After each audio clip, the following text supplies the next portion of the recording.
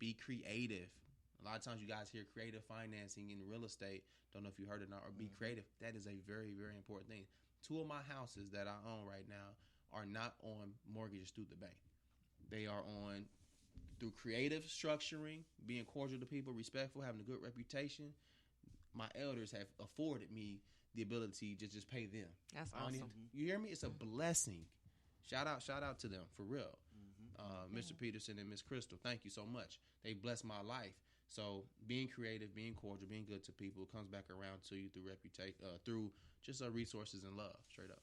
That's so awesome. I mean, I don't think y'all heard it. He said 2 of his houses are not mortgaged through the bank. That's huge. Crazy. It is basically built off the relationship of trust that you've built with the people who own those homes. I hadn't met before and just got in contact with them. They were looking to connect with me and help them sell their house. And I asked them, I said, hey, let's do you mind? Let's keep this in the Black community. You know what I mean? You know what I mean? I don't want to rent anymore. I'm looking to make sure we keep these homes, so on and so forth. And they didn't need the money. You know what I mean? They were a little bit older, 50, 60. They were fine. You know what I mean? And it's some people are in different situations. They need to just sell. But, yeah, worked it out. I mean, this is interest free. That's awesome. Straight up. It's crazy. And so this, again, to that point, it lets you know that everybody ain't struggling. Right. Right? Yeah. Like, Yeah. everybody Though you ain't think struggling. though it look, the propaganda got us thinking we broke. We not. It's That's not. real. That's real talk. It's plenty of money, and so Yes, it is. and Oh, I these know. people. This is the deal. Like People out if there you killing the are game. handling it, and you have a money philosophy, you will eventually be a blessing to other people. Okay, That's good. If you get your philosophy from the world, all you can do is have money extracted from you. That's the play that you bought into, is the extraction and the loss of wealth. And that's what happens when I'm talking about the capitalism and all of that stuff. Is there's so many things that are in place right now that could create wealth for Black people. Like it ain't hard to think outside the box, but it is hard to think outside the box for some. So these are the 2 steps I would challenge anybody to. The question you asked, I know we got to move on. Look, there's 2 steps, okay, to this deal if you want to get free. I want to get free. All right. Number 1. Hold on, wait a minute. I need to go Facebook Live for this one. Okay. Let me get set up real quick. All right. So that living check to check is, again, it's a mindset, right? So if we're going to get free as Black people, this brother just said not 1 but 2 people gave him interest-free money. Interest. Which means they don't really need the money. Right. Okay? Apparently, right? Apparently, that ain't the last dollar they got. Straight up. So step number 1, if you want to get from where you paycheck to paycheck, number 1 is you got to think outside the box. Okay, I know this sounds so simple. Listen, it ain't. It's simple, but it ain't easy. Okay. All right? You got to think outside the box. Step number 2 is you have to realize there is no box. Ooh.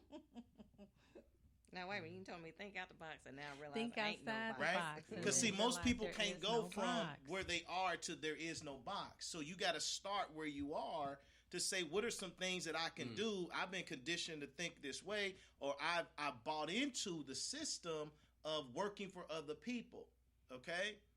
What you got to look at is say, now I can think out what are some other things I can do income wise. If the job worked for you, you wouldn't need 3 of them. Yeah. Okay? All that means is the first 2 don't work. Well. All right? Now, it doesn't mean that you should stop them today, but I'm just suggesting that there is no incentive to double your income by that employer when they could find somebody who would do it for less. So I'm outside the box. What are some other income streams that I can have that make sense for me? Right? And then the second is I got to realize that there is no box concept means I can do whatever I really want to do. But most people don't understand that, right? They think if they don't get another job, they're going to get another degree. If they don't get another degree, they're going to go off and do. I mean, all of it is the same system. And this is the last thing I'll say about that to prove that point. When I talk about the job, okay, if you make $10 an hour as a cashier at Walmart, if you come in with a degree or you dropped out of school, you still getting a job for $10 an hour. Okay. Yes. Now, this is the philosophy that most people think. If I go to school and get multiple degrees, then I can negotiate my wealth. Now you right. That's not true. You right. Okay. I learned that the hard way. Yeah, that's not true. What you're doing is you're simply filling Creating a debt. role. That too, but you're filling a role that's worth more. Okay, you're not negotiating your wealth.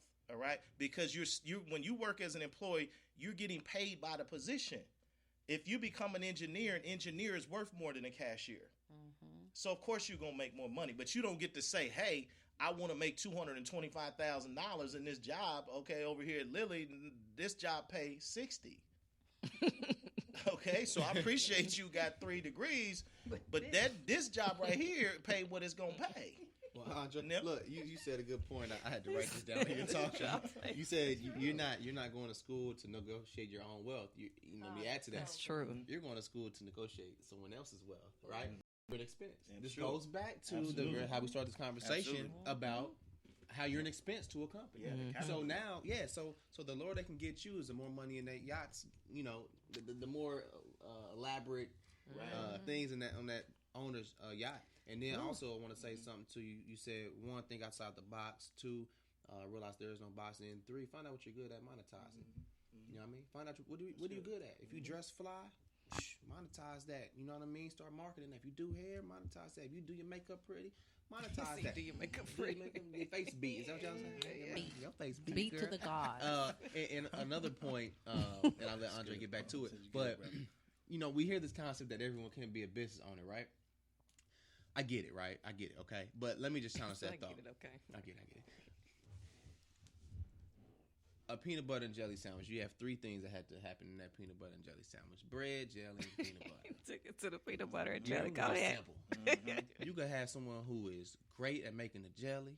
You got someone else who's great at making the bread. You got someone who's great at making the peanut butter. That's a whole company in itself. So, though we do have employee, no, I don't say that. We can all work for each other and own our own work. That's right. You see what I'm saying? I can sell you the jelly, you can sell me the peanut butter, we put it together, we can sell, we can buy the bread. You know what I'm saying? And maybe it's kind of off topic or whatever, but everyone can own a business because it's always a lane to be filled. It's a barter system. Maybe it's a barter system. It's a I barter sell services system. to you. You sell services to me. We're both business owners, Absolutely. and Yeah. we still work for each other in essence. Right. You see what I'm Right. saying? And that's how it was. The circle of life. That's how it was in the early 1900s. It was a barter system, right? Exactly. So we just gotta keep in mind that we can't keep doing the same thing over and over, expecting different Different insanity. right? So when we recognize that, then we decide that we want something different. And God put a gift in every person. Some people got multiple gifts, but everybody got at least one. At least Okay, one. your job is to manifest the gift. Yes. Okay, and bring forward what it is that God has put in you. If you don't want to be a dentist, did nobody tell you go to school to be a dentist? That ain't what you want to do. That may not be your gift. The Bible says that your gift will make room for you. Okay, it did say your degree. Yeah. And, let me Okay, and I'm not against the education. point. I'm just saying Hey, college ain't for everybody. Everybody, but you're learning right. is. Learning is. That's Okay. Right. You don't have to So- go to college to learn. Right, and so But it's not college a is knock good. on it. I'm Yeah. just saying that at some point you will get to a place. Most people will get to a place where they are now capped out at their job, and they've hit what's called the corporate glass ceiling. Yeah. And now you're either going to have to accept that my life ain't going to be better, or Right. you're going to have to think outside the box. Box. Exactly. Yeah, that's Right? true. That's where, and if you can start there, then that process becomes a little bit easier than it is at 60 years old. They get rid of you, and you're like, what do I do? I've been here for 45 years. No, that's true. Exactly. Yeah. Right? So Yeah. I want to touch on these last few questions because we are almost running out of time. Again, we still got like 3 questions. So what would you say? Okay, let's talk about how you can improve your credit, right? Because that's part of your financial stability is improving your credit so that you can leverage using somebody else's money to get what you want. Yeah, ultimately. I definitely have some ideas, and maybe you probably even have jump some. on that. Sure. A couple of ways that I would throw out there, and let me be clear, I'm not a credit expert, but I have enough thought about it that I can help out. Hopefully, people are familiar with secured credit cards. All right, a secure credit card is, let's say, you basically put up the money with the company, and they'll give you a credit card for that exact amount, or maybe a percentage of it, whatever it may be. So let's just say you have $200 and you have no credit. All right, go to discovercard.com or whatever it is. You submit that $200. They'll give you a $200 credit card in 7 to 10 days. Okay, use that credit card. What percent are we talking about? We want to stay under 30%. All right, cool. I'm learning. So now 30% of 200 is 60. All right, so now every pay period, you want to put $60 on there, then go pay it down to 10%. Then go back again, add it. Let's say pay it down to 10%. So that means you would pay 40 on that card because you want to get down to 20. All right, now you're down at $20. Now go back again, spend $40 on whatever. We know she's going out to eat. I know. Mike, don't put my business out there. Get that car back up to 60. Once again, just keep doing the cycle. Even if it's something that you have to get every month, put on auto pay. Maybe on Amazon you need paper for your company every month. $40. Then auto pay. That whole system. So secure credit cards are a phenomenal way. Some of them don't even have credit checks. All right, so keep that in mind. I'm setting up 2 of my guys right now this week on secure credit cards. I say, yo, bros, we talk about partying, we talk about ladies, we talk about everything. What's your credit like? They're like, man, I don't have no. We sitting down next week, period. All right, we gonna kick it this weekend, but come Monday, Tuesday, we sitting down secure credit cards for everybody. Secure So that's one secure card, and then That the might be secure something card credit right card there. party. That might be something. Secure Credit card party. I know that's right. Did you write that down? Secure credit card party. So secure credit card party is one way. What's another way you can increase your credit? Becoming an score? authorized user on someone's card. All Okay. right, that's another way as well. And so basically how that works is, let's just say now like you don't Andre- want anybody as an authorized user Well, your yeah, I'm about to- credit. I'm Then about you to like, explain those wait do's a and minute don'ts on now. that. Once again, I'm not an expert, but I do know, the basics. Let's just say Andre has a credit card. Any credit card, he's had it for 20 years. He's been paying on it. The history is immaculate. He's under what percent? 30%. Cool. He's under 30%, and we have a good relationship. Obviously, relationships are important. All right, honestly, that's a huge part, something we didn't touch on earlier. But I could say, hey, Andre, man, can I hop on your credit card to boost up my credit score? I'm about to buy a house here in a couple months, whatever. Well, he could say, yeah, cool. I say, Andre, you don't have to send me no card. I don't need to ever see the card. Obviously, I know Andre's responsible. He's been paying his bill 20 years. He's going to probably continue to do for the next 2 months. All right, pretty much. So that's another way. Around that next cycle of your credit score being ran, Andre's credit card and all of his history is now attached to you. You talking about going up crazy. All right. Now, so they're not using the credit. They just attaching themselves as an authorized user. I'm okay. just on there. Okay, that's good. Yeah, I can do straight that. up. Yeah, and then but need keep to in test. mind that let's say you are buying a house, so you take on his credit space, his credit history, his available credit, but do keep in mind that you do take on his minimum payment debt on that as well. Okay, so let's just say his minimum that's payment good. is $25 a month.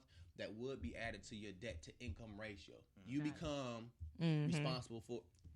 responsible for, in quotations, that $25 added to your debt. But most likely, if you pick the right person and all those numbers make sense, that $25 not going to really affect too much compared to the 10 years of history you just added to your credit history. Okay, so authorized user. That's right. Andre, you got any tips? No, I think he hit it. I mean, that's all. The credit utilization is on. Pay it on time and be able to show good history. Yeah. Whether you get authorized, become an authorized user or whatever. So yeah, I think he did it. Okay. Can I add one? I actually personally did this in my life years ago when I got my credit together. I went through my credit report and I disputed things that were incorrect. And they removed a lot of items, and that jumped my score 40, 50 points just being diligent and doing that. And just understanding what's on your credit report is also important too. And don't be Especially letting if you have a common name, Yeah. just really be careful about certain things are on there erroneously. So Okay. That's good. Another pay yourself question. On time. Pay yourself on time. Yeah, That's pay yourself huge. on Late time. payments will jack up your credit. Oh, I know. So, what should you do? Okay, now I'm gonna ask this one. Should you pull the equity out of your home to pay off debt? Should you pull the equity out of your home to pay off a debt? I mean, that's a hard question to answer. You know what I mean? That's going to be circumstantial because, I mean, when you do pull, it's called a HELOC, a home equity line of credit. That's a very, very